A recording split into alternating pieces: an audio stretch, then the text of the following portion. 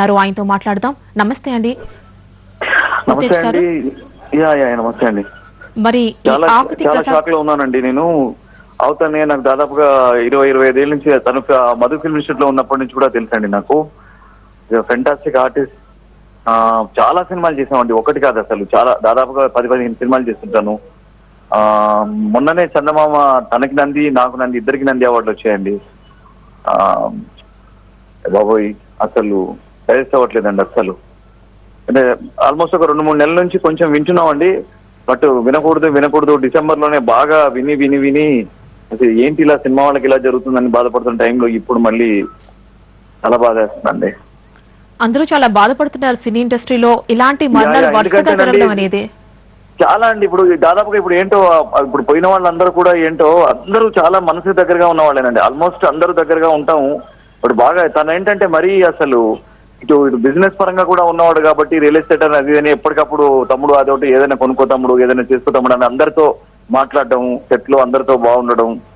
అసలు fantastic human being అండి first of all. అవునండి, అందరూ ఫోన్ లో మాట్లాడినా ఎవరిని కదిలించినా కూడా అదే చెప్తున్నారు. ఇండస్ట్రీలో అందరితో చాలా సన్నిహితంగా మంచిగా ఉండే ఒక మంచి హ్యూమన్ బీయింగ్ అని. అవునండి చాలా అండి. మరి మీరు కూడా ఆయన చెప్పండి అమ్మా, మీరు కూడా మీ ఇద్దరి కాంబినేషన్ లో చాలా సినిమాలు చేశారు.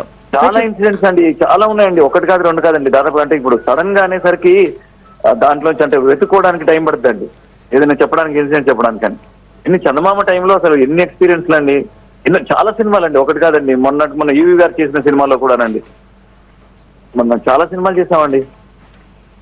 Nice, very nice person. అందరం కలిసి భోజనం చేసేవాళ్ళం.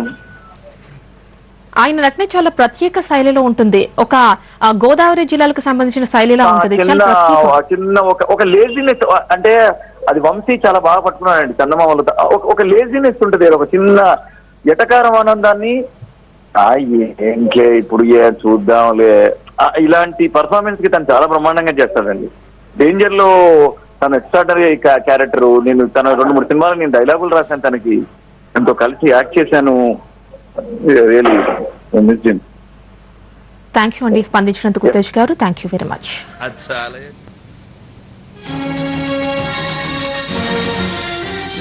ఏం క్వాలిఫికేషన్ కావాలో చెప్పు. అంచేత మలేషియాలో ఉన్న నా కంపెనీలో నీకు నెలకు 60,000 ఇచ్చి ఉద్యోగం ఇస్తున్నానయ్యా. అవునయ్యా.